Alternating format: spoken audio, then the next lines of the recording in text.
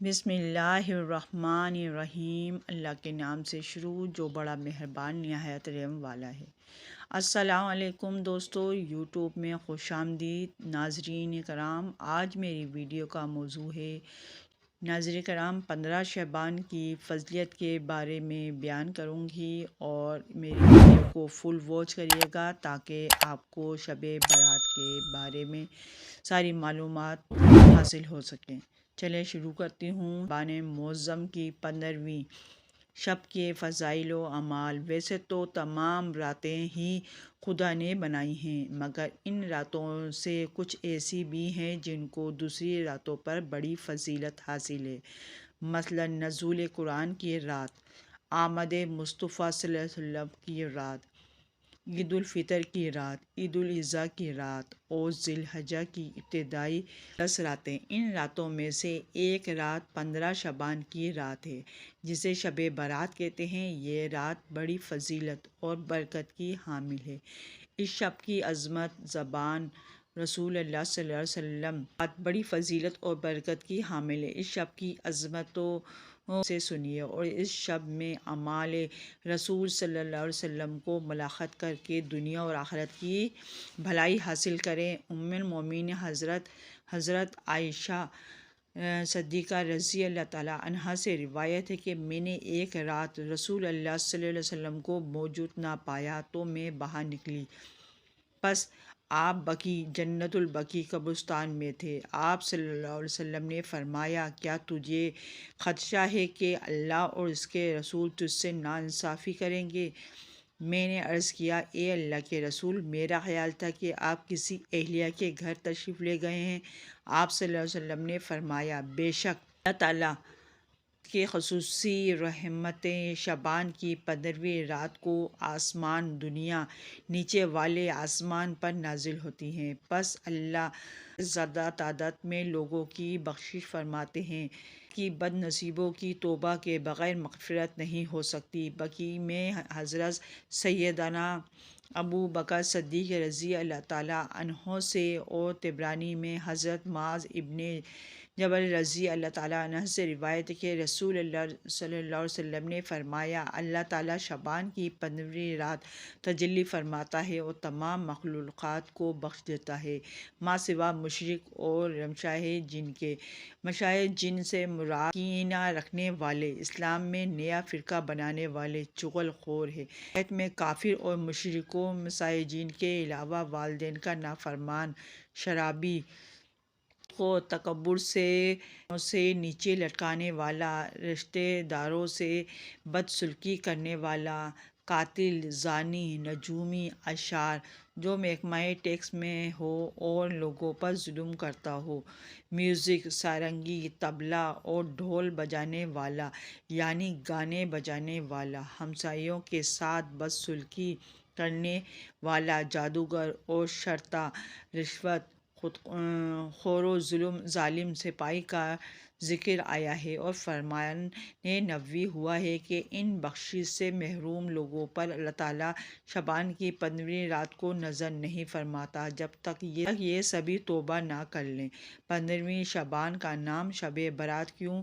حضرت غوث الاعظم شیخ عبد القادر جیلانی رحمۃ اللہ علیہ مبارک کے مضامین و مفاہیم کی روشنی میں 15 شعبان کی رات کا نام شب برات رکھا ہے۔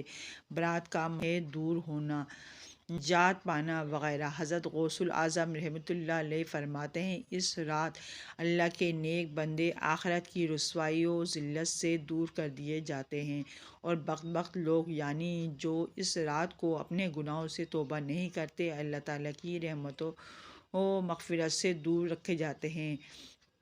شب برات کو سال بھر کے فیصلے فرشتوں کے سپرد کر دیے جاتے ہیں۔ ارشاد باری تعالیٰ ہے، فیہا یفرق کل امر حکیم، اس رات کو ہر حکمت والے کا کر دیا جاتا ہے۔ سورہ دخان ہے۔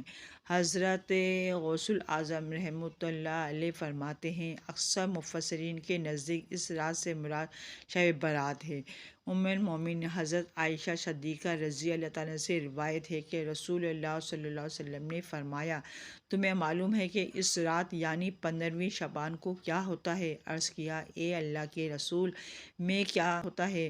فرمایا اس سال میں جس بچے نے پیدا ہونا اس رات پہ وہ لکھا جاتا ہے، اسی سال میں جس نے وفات پانی ہے اس رات اسے لکھا جاتا ہے، اور اس رات سال بھر کے اعمال اٹھائے جاتے ہیں اور سال بھر کا رزق نازل کیا جاتا ہے۔ ایک روایت میں ام المومنین حضرت عائشہ صدیقہ رضی اللہ عنہا فرماتی ہیں، میں نے نبی اکرم صلی اللہ علیہ وسلم سے سنا، آپ نے فرمایا 4 راتوں میں اللہ تعالیٰ خیر و برکت کی بارش فرماتے ہیں، عید الاضحیٰ کی رات، عید الفطر کی رات، 15ویں شعبان کی رات۔ اس رات اللہ تعالیٰ کاموں اور بالخصوص موتوں کے اوقات اور رزق لکھ دیتا ہے، اور اس سال حج کرنے والوں کو لکھ دیتا ہے۔ عرفہ یعنی یوم حج کی رات، ان راتوں میں خیر و برکت کی برسات اذان و فجر تک جاری رہتی ہے۔ سے روایت ہے رسول اللہ صلی اللہ علیہ وسلم نے فرمایا، جب شعبان کی 15ویں رات آتی ہے تو ملک الموت کو ایک کتاب دی جاتی ہے اور کہا جاتا ہے جن کے نام اس کتاب میں ہیں اس کی روحیں قبض کرو۔ بندہ باغات لگا رہا ہوتا ہے، شادیاں کر رہا ہوتا ہے، عمارتیں تعمیر کر رہا ہوتا ہے، اور اسے معلوم نہیں ہوتا کہ اس کا نام مرنے والوں میں لکھ دیا ہے۔ حدیث بالا سے ثابت ہوتا ہے کہ شب برات رحمتوں، بخشتوں اور مغفرتوں کی رات ہے۔ کچھ بد نصیب ایسے ہیں جن کی مغفرت اس بخشش بھری رات میں بھی نہیں ہوتی جب تک وہ سچی توبہ نہ کر لیں۔ اللہ تعالیٰ اس رات فرشتوں کو سال بھر کے اہم کاموں کا پروگرام دے دیتے ہیں، چونکہ بسا اوقات اللہ تعالیٰ اپنے لطف و کرم سے اپنی فضاؤں میں تبدیلی بھی فرما دیتے ہیں، لہٰذا بندوں کو چاہیے کہ اس رات اللہ تعالیٰ سے دنیا اور آخرت کی خیرات و برکت کا سوال کریں اور رب الغفور الرحیم کی بارگاہ میں دنیا اور آخرت کے مصائب علام سے نجات کا سوال کریں۔ شب برات کے معلومات ویسے تو تمام عبادت اور تمام کلمات طیبات برکت و رحمت اور ثواب کے ذریعہ ہیں، لیکن اس مبارک رات میں درج ذیل معلومات نہیں۔ نبی اکرم صلی اللہ علیہ وسلم بزرگان دین سے ثابت ہے، شعبان کا روزہ سنت ہے۔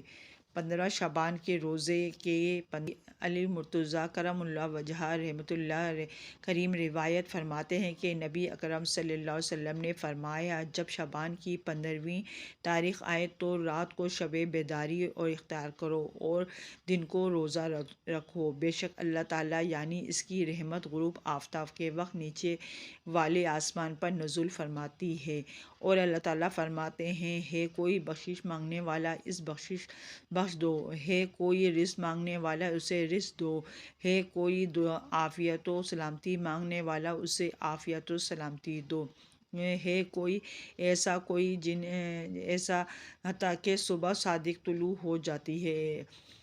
اس رات میں قبرستان جانا سنت ہے۔ 15ویں شعبان کی شب نبی اکرم صلی اللہ علیہ وسلم جنت البقیع قبرستان میں تشریف لے کے، جیسا کہ حدیث ام المومنین حضرت عائشہ رضی اللہ عنہا اس کا واضح ذکر موجود ہے، لہٰذا شب برات پر قبرستان جانا بھی سنت نبوی ہے۔ نیز دیگر احادیث مبارکہ سے ثابت ہے کہ رسول اللہ صلی اللہ علیہ وسلم ہر سال شہدائے احد کی قبروں پر تشریف لے جاتے، اہل قبر کو سلام فرماتے اور دعا فرماتے۔ نیز مسلمانوں کو حکم دیا کہ اہل قبر کو سلام کہو۔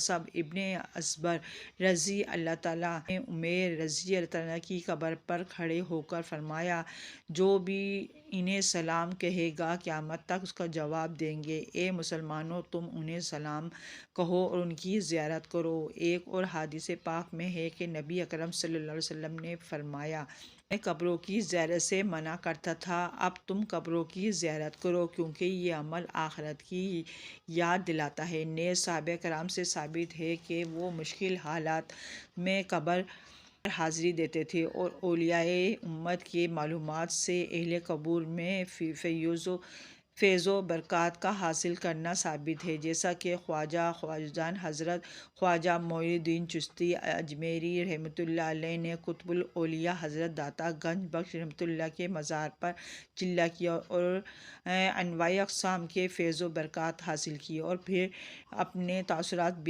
یوں بیان فرمائے۔ برات کو ایک اور عمل نبوی حضرت عائشہ صدیقہ رضی اللہ عنہا فرماتی ہیں، حضور صلی اللہ علیہ وسلم نے 15ویں شعبان کو 2 رکعت نفل پڑھے۔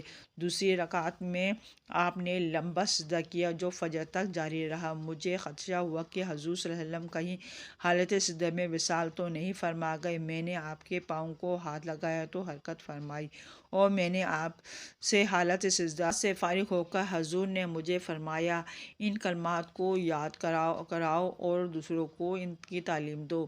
نوافل نبوی میں اس حدیث پاک میں روز شب برات کو کلمات مذکور کا ورد اور خاص طور پر ہر حالت سجدے میں سبقت نبوی میں حضرت علی رضی اللہ عنہ نے روایت وہ فرماتے ہیں میں نے دیکھا کہ رسول اللہ صلی اللہ علیہ وسلم نے اس رات کو 14 رکعت نفل پڑھے۔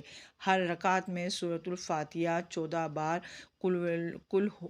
کل شریف 14 بار، سورہ فلق 14 بار، سورہ ناس 14 بار، آیت الکرسی 1 بار اور آیت لقد جاءکم رسول من انفسکم آخر تک 1 بار پڑھی۔ پھر فرمایا جو اس طرح کرے گا اسے 20 حج عمروں یعنی 20 سال کے مقبول روزے کا ثواب ملے گا، اور جو آئندہ دن روزہ رکھے گا اسے 120 سال کے روزوں کا ثواب ملے گا۔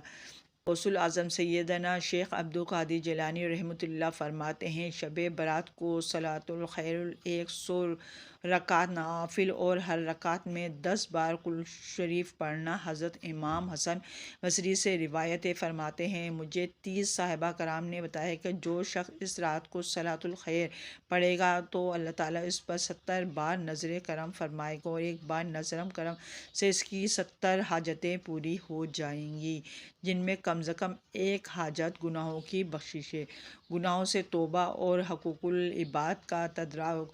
حدیث بالا کے مطابق شب برات کو سال بھر کے اعمال اللہ تعالیٰ کی بارگاہ میں پیش کی جاتے ہیں، لہٰذا شب برات کو